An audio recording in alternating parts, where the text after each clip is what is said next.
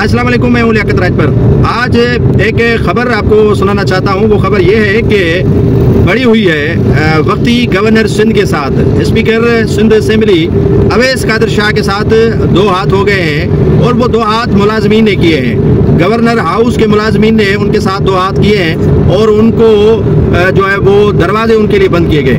कैसे दरवाजे उनके लिए बंद किए गए हैं मैं आपको बताता हूँ। मौजूदा वक्ती गवर्नर जो है वो है अवैस कादिर शाह और कामरान टिसोरी जो गवर्नर सिंध है वो लंदन गए हुए हैं। मौजूदा जो वक्ती गवर्नर है उन्होंने सोचा कि मैं आज गवर्नर हाउस में बैठकर मजे ले लूं, और मजे लेने के लिए वो जब गवर्नर हाउस पहुंचे तो मुलाजमीन ने उनके लिए दरवाजे ही बंद कर दिए। गवर्नर हाउस का यानी अपने ही वक्ती गवर्नर के लिए दरवाजा बंद कर दिया गया।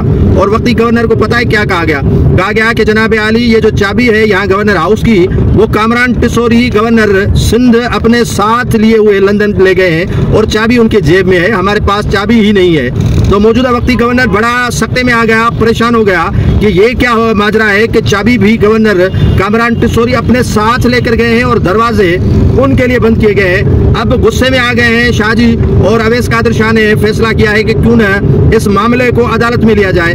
अब अवैस कादिर शाह इस मामले को लेकर गए हैं अदालत में कि मैं वक्ती गवर्नर हूं लेकिन मेरे लिए गवर्नर हाउस के दरवाजे बंद कर दिए गए हैं। एक तरफ तो स्पीकर और वक्ती गवर्नर है, दूसरी जानिब गवर्नर हाउस का स्टाफ है जो मौजूदा वक्ती गवर्नर को घास डालने के लिए तैयार नहीं है।